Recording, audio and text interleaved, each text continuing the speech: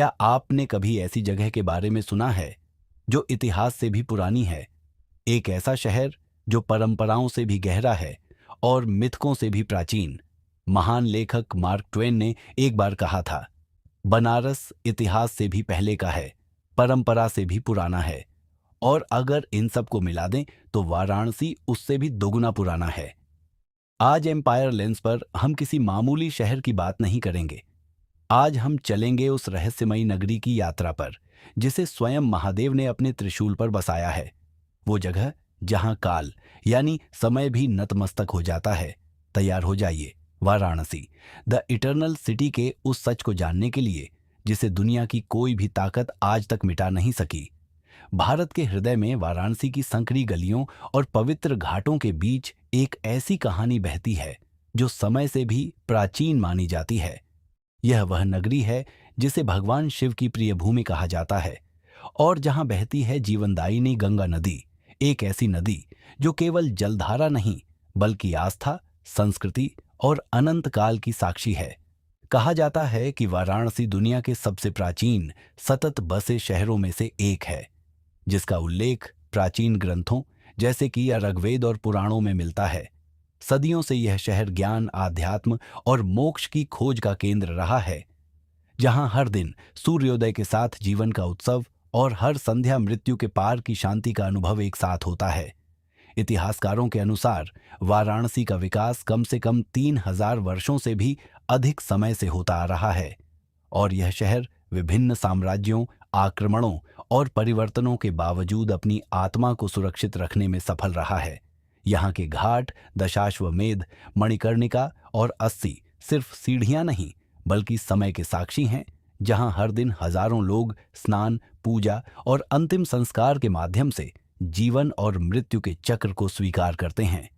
मणिकर्णिका घाट विशेष रूप से उस विश्वास का प्रतीक है कि यहां अंतिम संस्कार होने से आत्मा को मोक्ष प्राप्त होता है।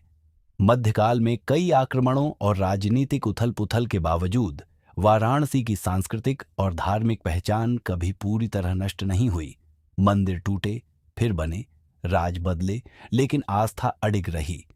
मुगल काल में भी, विशेषकर अकबर के शासन में, इस शहर को संरक्षण मिला, जिससे इसकी परंपराएं जीवित रहीं। आगे चलकर मराठा शासकों और स्थानीय राजाओं ने भी यहाँ के घाटों और मंदिरों के पुनर्निर्माण में महत्वपूर्ण भूमिका निभाई। आज का वाराणसी केवल एक ऐतिहासिक शहर नहीं बल्कि जीवित परंपराओं का संगम है, जहां प्राचीनता और आधुनिकता साथ साथ चलती हैं। यहाँ की सुबह की आरती, गंगा के तट पर गूंजती मंत्रोच्चार की ध्वनि और संध्या की दीपमालाएं, ये सब मिलकर एक ऐसा अनुभव रचते हैं जो समय की सीमाओं से परे है। यही कारण है कि इसे अनादि नगरी कहा जाता है, एक ऐसी जगह जिसे काल भी मिटा नहीं सका। वाराणसी हमें यह सिखाती है कि सभ्यताएं केवल इमारतों से नहीं बल्कि विश्वास, परंपरा और निरंतरता से जीवित रहती हैं। यह शहर सिर्फ अतीत की कहानी नहीं बल्कि उस अमर भावना का प्रतीक है जो हर युग में, हर परिस्थिति में खुद को पुनर्जीवित करती रहती है, जैसे गंगा की धारा जो कभी रुकती नहीं, बस बहती रहती है अनंत की ओर। वाराणसी ये सिर्फ एक शहर नहीं बल्कि एक एहसास है, एक ऐसी अटूट शक्ति जिसने सदियों के आक्रमण देखे, विनाश देखा, लेकिन हर बार ये नगरी अपनी राख से फिर जी उठी। सभ्यताएं आईं और चली गईं, साम्राज्य बने और ढह गए, लेकिन महादेव की ये नगरी आज भी वैसी ही जीवंत है, अविनाशी और अनंत।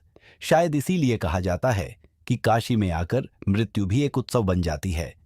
अगर आपको भारत के इस इटर्नल सिटी का ये सफर पसंद आया हो तो इस वीडियो को लाइक करें और एम्पायर लेंस को सब्सक्राइब करना न भूलें। जाने से पहले कमेंट्स में अपनी श्रद्धा के साथ हर हर महादेव जरूर लिखें। मिलते हैं इतिहास के एक और सुनहरे पन्ने के साथ अगले वीडियो में।